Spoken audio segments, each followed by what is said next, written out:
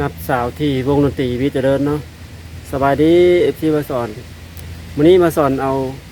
ผลงานเพลงผลงานรำมาพากเอฟซีเพลงใหม่นะพี่น้อง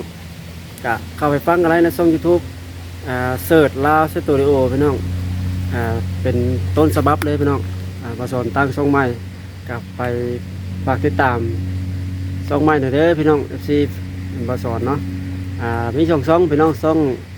สอนวงประเสริฐสตูดิโอพี่น้องเพลงนี้มาสอนร้องเองแล้วก็แต่งเองตั้งใจแต่งให้เจจุบันเพิ่นเนาะมีค่าออนไลน์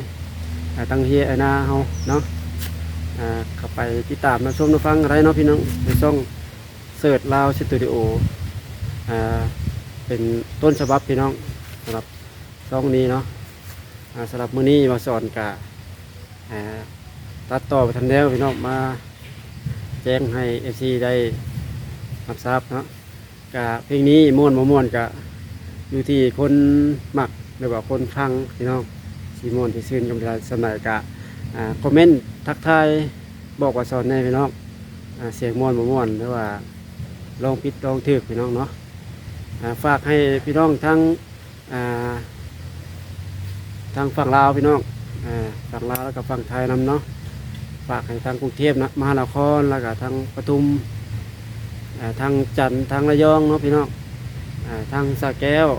ทางมุกดาหารนำเด้อพี่น้องเด้อทางภาคใต้น้ำพี่น้องแล้วก็พิเศษไปทางเมืองไซบุรีครับพุ่นเอาพี่น้องทางสวรรค์เขตเนาะแล้วก็ทางตะแคกนำเด้อทางดงพะบางทางละครดงวิจันทร์นำพี่น้องเนาะเวลาที่ไรบ้อนพี่น้องฝากติดตามชมฟังในพี่น้องเพลงนี้เพลงใหม่นำมาสอนตั้งใจแต่งให้เฮียนาเขา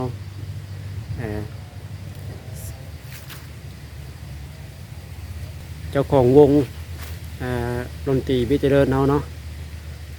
โอเคสำหรับคลิปนี้มาสอนกะสิเอาคลิปเพลงฟังให้จบพี่น้องเอาเพลงกัน